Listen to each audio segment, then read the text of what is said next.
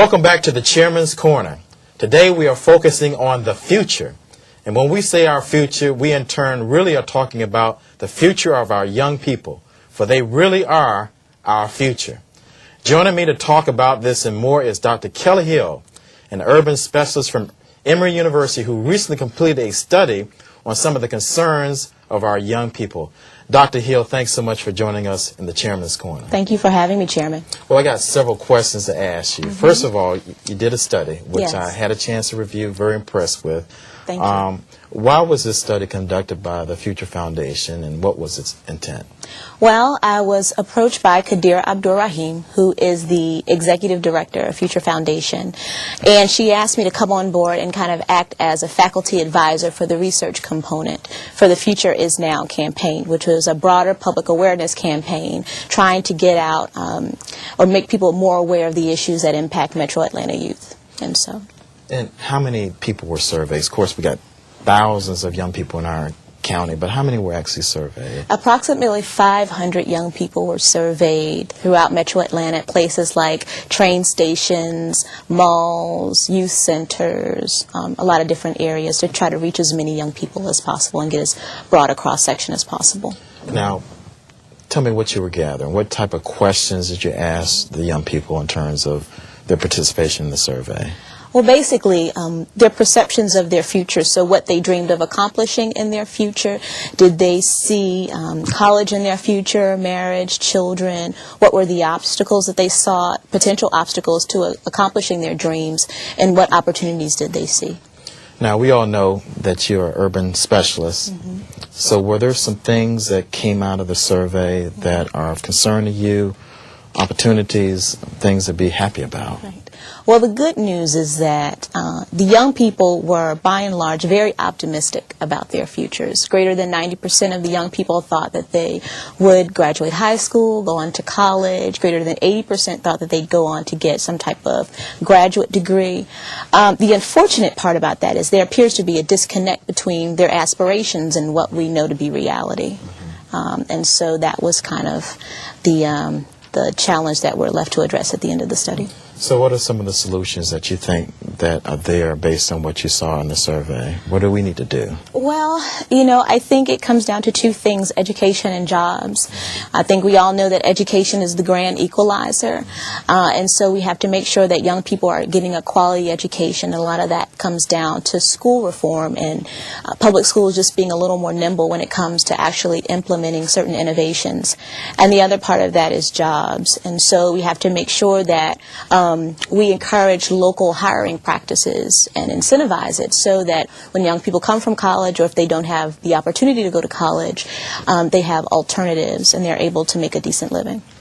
Now, again, I had a chance to hear about the survey and hear some of the things that were pretty optimistic. Yes, there's some disconnects that you pointed out.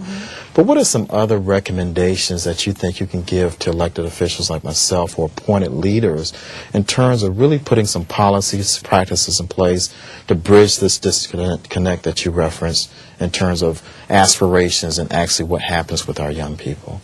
Well, I think that's a great question. A lot of times we found ourselves trying to figure out, well, what explains this optimism? And I think a big part of it is we have to set the expectation high, and we have to hold young people accountable. And we have to kind of give them kind of incentives and help along the way to say, okay, it's nice to have that aspiration or to have that dream, but there are some concrete things that you need to do in order to get there. And I think a lot of times we might paint this picture, but in terms of really giving them the tools that they need to accomplish their dreams or the information that they need, we're not so great about providing that. So in terms of elected officials and policymakers, again, just really identify best practices out there so that we can tool our own public school system to be more effective and successful. Give me a sense about the demographic breakdown. Of course, you mentioned you surveyed 500 people. Give us a sense, age, race, gender, socioeconomical status of the participants. In terms of age, they range from 12 up into 19. There are primarily African American youth in Metro Atlanta, even split in gender, and it was really difficult to kind of tap into the socioeconomic piece because we did interview young people, so it was hard to get kind of at the income of their parents. But we get a sense that a lot of these young people are at-risk youth that live in low to moderate income communities.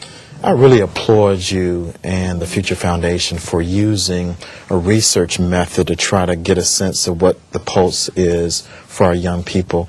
Is there anything else that you learned from this effort, or do you recommend that we do other things in terms of really assessing how and what young people are thinking?